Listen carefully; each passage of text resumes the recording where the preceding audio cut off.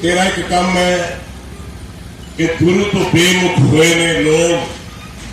ਅੱਜ ਪੰਜਾਬ ਨਿਊਜ਼ ਦੀ ਟੀਮ ਹੈ ਹੁਸ਼ਿਆਰਪੁਰ ਵਿੱਚ, ਜਿੱਥੇ ਕਿ ਕਿਸਾਨਾਂ ਦੁਆਰਾ ਇੱਕ ਧਰਨਾ ਦਿੱਤਾ ਗਿਆ। ਬੇਸ਼ੱਕ ਕੇਂਦਰ ਸਰਕਾਰ ਵੱਲੋਂ ਆਪਣੇ ਆਪ ਨੂੰ ਕਿਸਾਨ ਹਿਤੈਸ਼ੀ ਦੱਸਦਿਆਂ ਹੋਇਆਂ ਖੇਤੀਬਾੜੀ ਆਰਡੀਨੈਂਸਾਂ ਨੂੰ ਲਾਗੂ ਕਰ ਦਿੱਤਾ ਗਿਆ ਹੈ, ਪਰੰਤੂ ਸਰਕਾਰ ਵੱਲੋਂ ਲਾਗੂ ਕੀਤੇ ਇਸ ਆਰਡੀਨੈਂਸ ਨਾਲ ਕਿਸਾਨ ਵਰਗ ਬਿਲਕੁਲ ਹੀ ਸੰਤੁਸ਼ਟ ਨਹੀਂ ਹੈ ਤੇ ਕਿਸਾਨਾਂ ਵੱਲੋਂ ਇਸ ਬਿੱਲ ਨੂੰ ਕਾਲਾ ਕਾਨੂੰਨ ਦੱਸਿਆ ਗਿਆ ਹੈ। ਇਸ ਮੌਕੇ ਪੰਜਾਬੀ ਇੰਡਸਟਰੀ ਦੇ ਪ੍ਰਸਿੱਧ ਕਲਾਕਾਰ ਯੋਗਰਾਜ ਸਿੰਘ ਨੇ ਧਰਨੇ 'ਚ ਵਿਸ਼ੇਸ਼ ਤੌਰ ਤੇ ਪਹੁੰਚ ਕੇ ਕਿਸਾਨਾਂ ਨੂੰ ਆਪਣਾ ਸਮਰਥਨ ਦਿੱਤਾ। ਧਰਨੇ 'ਚ ਯੋਗਰਾਜ ਸਿੰਘ ਨੂੰ ਵੇਖ ਕੇ ਕਿਸਾਨਾਂ ਦਾ ਹੌਸਲਾ ਹੋਰ ਵੀ ਵੱਧ ਗਿਆ ਤੇ ਉਹਨਾਂ ਵੱਲੋਂ ਅੱਜ ਬੜੇ ਹੀ ਜ਼ੋਰਦਾਰ ਤਰੀਕੇ ਨਾਲ ਕੇਂਦਰ ਸਰਕਾਰ ਤੇ ਧਾਵਾ ਬੋਲਿਆ ਗਿਆ। ਪੱਤਰਕਾਰਾਂ ਨਾਲ ਗੱਲਬਾਤ ਕਰਦਿਆਂ ਯੋਗਰਾਜ ਨੇ ਕਿਹਾ ਕਿ ਉਹ ਖੁਦ ਵੀ ਕਿਸਾਨੀ ਪਰਿਵਾਰ ਦੇ ਨਾਲ ਸੰਬੰਧਿਤ ਹਨ ਤੇ ਇਸ ਸਮੇਂ ਕਿਸਾਨਾਂ ਦਾ ਦਰਦ ਭਲੀ ਭਾਂਤੀ ਸਮਝ ਸਕਦੇ ਨੇ। ਅਕਾਲ ਪੁਰਖ ਨਾਲ ਜੁੜੇ ਆ, ਆਪਣੇ ਆਪਣੇ ਕੀਸ਼ ਦੇ ਹਿਸਾਬ ਨਾਲ ਜੁੜੇ ਆ।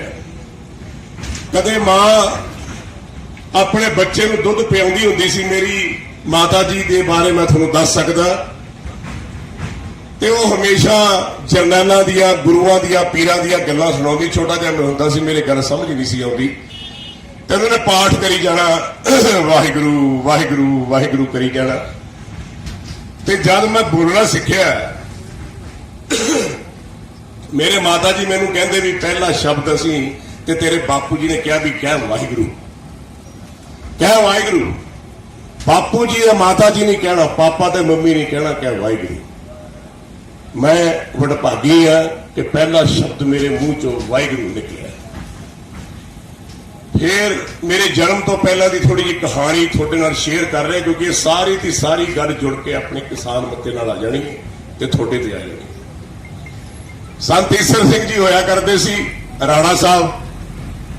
मेरा पिंड कनेज है, उत्थों माता जी ने जाना नाल वड्डी भैन मेरे फादर साहब के पहले विआह चो बीबा जी साडे वो मैनू जीत सिंह का राज होवे, तिब्बत, कश्मीर, कंधार, रोपड़ तक एक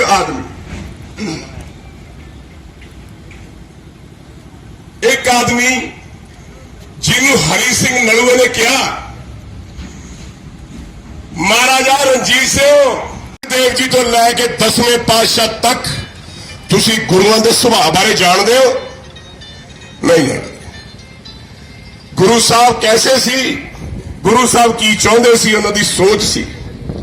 शायद थोनू यह भी पता होवे कि गुरु तेग बहादुर जी बैठे सी आनंदपुर साहब। याद रखा मेरी गल, इस करके गल्लां सुनाउण आया। मेरा कोई काम नहीं, जो गुरु ने मैनू कहा, गुरु घर चो हुक्म लग्या थोड़े विच अगे थोड़ी मर्जी है, साडी तो गई है बीत, अगे सारा थोड़े मोढे ते गल आ जानी है। आउणियां नस्लां क्या करनगियां? साडे बुजुर्गां ने आ कीता ते तुसीं की कीता? साडे बुजुर्गां ने सीस दे के तुहानूं बचाया, तुसीं सानूं इन्हां दे गुलाम बनाता। इस करके तुहानूं गल्लां कहना है। तो 10वें पातशाह अपने पिता जी को जांदे, देखो पुत्र, ओ काका इधर ध्यान देना, तू मैं बहुत सोहनी गल करदा खालसा, इधर ध्यान दे, तेरे काम आउणी है, तेरे अरगे सी हो। उन्होंने अपने क्या गल है पिता जी, इन्नी सोच क्यों बैठे? तो गुरु तेग बहादुर जी कहने लगे, पुत्र जी ये आए ने कश्मीरी पंडित, इन्हों का धर्म बड़ा खतरे च है, आ कुछ उत्थे हो रहा है। फिर पिताजी की करना चाहिए? सोच विचार करके कहने लगे, किसी ब्रह्म ज्ञानी नूं शहीदी देनी पैनी, अपना सीस देना पैना। एक 9 साल का पुत्र अपने बाप नूं की कहंदा, अपने गिरेबां च झाती मारे जे सारे, क्या पिताजी तो वड्डा ब्रह्म ज्ञानी कौन हो सकता है? जाओ इन्हां दे वास्ते अपना सीस दिल्ली दे के आओ।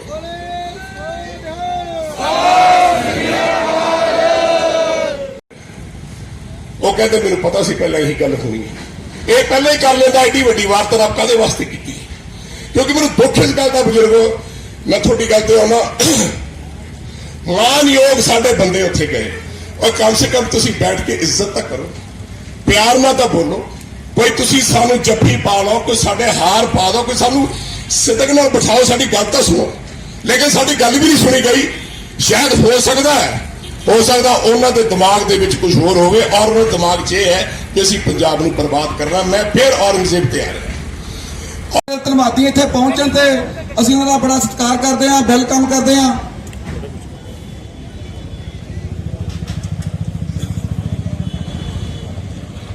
ਹੋਈ ਆ ਉਹਦੇ ਵਿੱਚ ਇਹਨਾਂ ਨੇ ਗੱਲ ਕੀਤੀ ਨਹੀਂ, ਪਰ ਹੁਣ ਕਹਿੰਦੇ ਕਿਸਾਨਾਂ ਦੇ ਨਾਲ ਆਨਲਾਈਨ ਜਿਹੜੀ ਆ ਗੱਲ ਕੀਤੀ ਜਾਊਗੀ ਮੋਬਾਈਲਾਂ ਤੇ ਜਾਂ ਵੀਡੀਓ ਕਾਨਫਰੰਸ। ਮੇਰੀ ਇੱਕ ਵਿਚਾਰਧਾਰਾ ਹੈ। ਹਾਂਜੀ। ਤੁਸੀਂ ਸਾਰੇ ਮੁਆਜ਼ਮ ਪ੍ਰੈਸ ਵਾਲੇ ਇਸ ਦੇਸ਼ ਦੇ ਮੁਆਜ਼ਮ ਲੋਕ ਹੋ। ਜੇ ਪਾਰਲੀਮੈਂਟ ਦਾ ਸੈਸ਼ਨ ਸਾਰੀ ਦੁਨੀਆ ਨੂੰ ਦਿਖਾਇਆ ਜਾ ਸਕਦਾ ਹੈ, ਜਿੱਥੇ ਕੀ ਕੁਝ ਹੁੰਦਾ ਹੈ ਔਰ ਤੁਹਾਡੇ ਥਰੂ ਹੀ ਦਿਖਾਇਆ ਜਾਂਦਾ ਚੈਨਲ ਦੇ ਥਰੂ, ਮੇਰੀ ਇਹ ਖੁਆਇਸ਼ ਹੈ ਕਿ ਤੁਸੀਂ ਜਥੇਬੰਦੀਆਂ ਦੇ ਜਿੰਨੇ ਵੀ ਆਗੂ ਕੱਲ ਗਏ ਸੀ ਉਹਨਾਂ ਦੇ ਨਾਲ ਬੈਠੋ, ਤੁਸੀਂ ਆਪਣੇ ਮੰਤਰੀ ਜਿਹੜੇ ਹੈਗੇ ਉਹਨਾਂ ਨੂੰ ਬਿਠਾਓ ਔਰ ਤੁਸੀਂ ਵਾਰਤਾਲਾਪ ਕਰੋ ਬਿੱਲ ਦੀ, ਔਰ ਸਾਰੀ ਜਿਹੜੀ ਮੀਡੀਆ ਹਿੰਦੁਸਤਾਨ ਦੀ ਉਹ ਆਵੇ ਔਰ ਲੋਕੀ ਫੈਸਲਾ ਕਰਨ। ਜਿਵੇਂ ਤੁਸੀਂ ਪਾਰਲੀਮੈਂਟੇਰੀਅਨ 'ਚ ਆਪਣੀਆਂ ਗੱਲਾਂ ਕਰਦੇ ਹੋ, ਲੋਕਾਂ ਨੂੰ ਜੱਜ ਕਰਨ ਦਿਓ ਕਿ ਭਾਈ ਫੈਸਲਾ ਇਹ ਬਿੱਲ ਤੁਸੀਂ ਵਾਪਸ ਲੈਣਾ ਕਿ ਨਹੀਂ ਲੈਣਾ।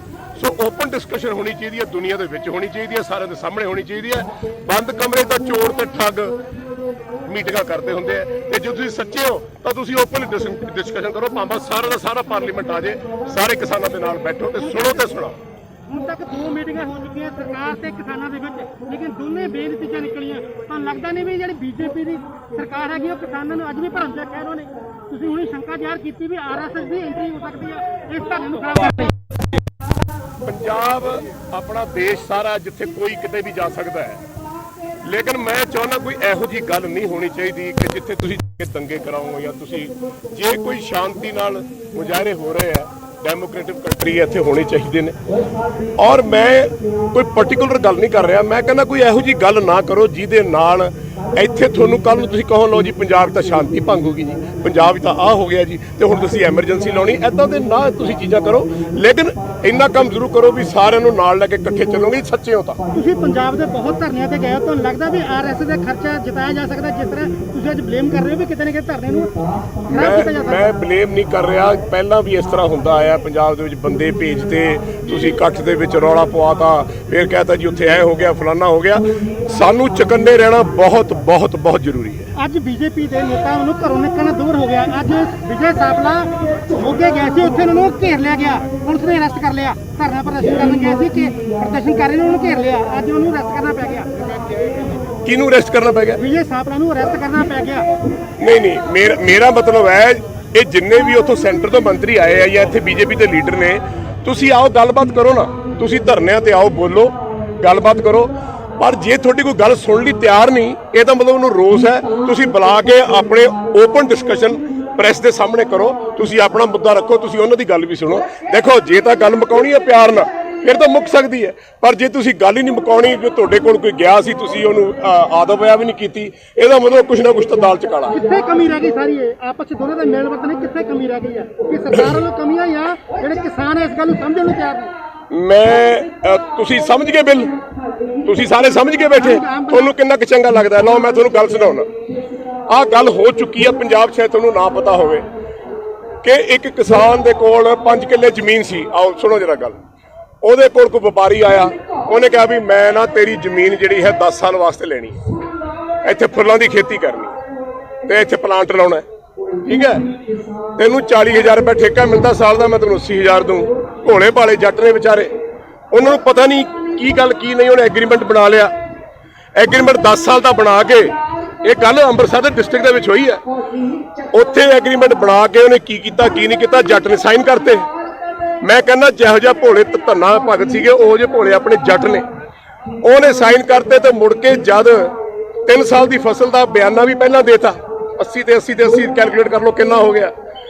ਉਸ ਤੋਂ ਬਾਅਦ ਜਦੋਂ ਗਿਆ ਗਿਰਦਾਵਰੀਆਂ ਲੈ ਕੇ ਬੈਂਕ ਵਾਲੇ ਕੋਲ, ਉਹ ਤਾਂ ਕਹਿੰਦੇ ਜੀ ਕਰੋੜ ਰੁਪਈਆ ਲੋਨ ਹੋਇਆ ਇਹਦੇ ਤੇ, ਉਹ ਲੈ ਗਿਆ।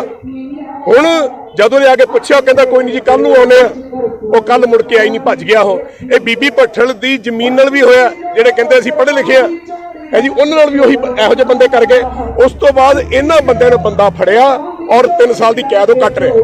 ਲਾਸਟ ਸਵਾਲ ਹੈਗਾ ਵੀ ਪੰਜਾਬ ਦੇ ਵਿੱਚ ਹਰ ਨੂੰ ਬਿੱਲ ਸਮਝ, ਤੁਸੀਂ ਕਹਿੰਦੇ ਹਰ ਬੰਦੇ ਨੂੰ ਬਿੱਲ ਸਮਝ ਆ ਗਿਆ, ਕਿਸਾਨ ਨੂੰ ਸਮਝ ਆ ਗਿਆ ਬਿੱਲ, ਇਹ ਬੀਜੇਪੀ ਨੂੰ ਕਿਉਂ ਨਹੀਂ ਸਮਝ ਆ ਰਿਹਾ? ਫਿਰ ਹਰੇਕ ਬੰਦਾ ਆਪਣੇ ਹਿਸਾਬ ਨਾਲ ਸੋਚਦਾ ਹੈ। ਮੇਰੇ ਹਿਸਾਬ ਨਾਲ ਇੱਕ ਜਿਹੜਾ ਪ੍ਰਧਾਨ ਮੰਤਰੀ ਹੋਵੇ ਜਾਂ ਸੀਐਮ ਹੋਵੇ ਜਾਂ ਜਿੰਨੇ ਵੀ ਅਲੰਕਾਰ ਹੈ, ਉਹ ਮਾਤਾ ਪਿਤਾ ਹੁੰਦੇ ਨੇ। ਜੇ ਤੁਸੀਂ ਘਰ ਦੇ ਵਿੱਚ ਵੀ ਕੋਈ ਮਤਾ ਪਾਸ ਕਰਦੇ ਹੋ, ਬੱਚਿਆਂ ਨੂੰ ਨਹੀਂ ਪਸੰਦ ਤਾਂ ਪਿਤਾ ਕਹਿੰਦਾ ਠੀਕ ਹੈ ਵੀ ਤੁਹਾਨੂੰ ਇਹ ਗੱਲ ਨਹੀਂ ਪਸੰਦ, ਫਿਰ ਜਿਵੇਂ ਤੁਹਾਡਾ ਦਿਲ ਕਰਦਾ ਉਵੇਂ ਕਰ ਲਓ। ਜੇ ਨਹੀਂ ਪਸੰਦ ਕਿਸਾਨਾਂ ਨੂੰ ਬਿੱਲ, ਤਾਂ ਮੈਂ ਸਮਝਦਾ ਕਿ ਤੁਸੀਂ ਆ ਕੇ ਪਾੜ ਦਿਓ, ਲੈ ਵੀ ਪੁੱਤਰੋ ਮੈਂ ਤਾਂ ਕੀਤਾ ਸੀ ਤੁਹਾਡੀ ਭਲਾਈ ਵਾਸਤੇ, ਨਹੀਂ ਤੁਹਾਨੂੰ ਚੰਗਾ ਲੱਗਿਆ ਮੈਂ ਸਿੱਟਦਾ। ਬਾਪ ਵੀ ਖੁਸ਼ ਤੇ ਬੱਚੇ ਵੀ ਖੁਸ਼। ਕੇਂਦਰ ਸਰਕਾਰ ਦੇ ਖਿਲਾਫ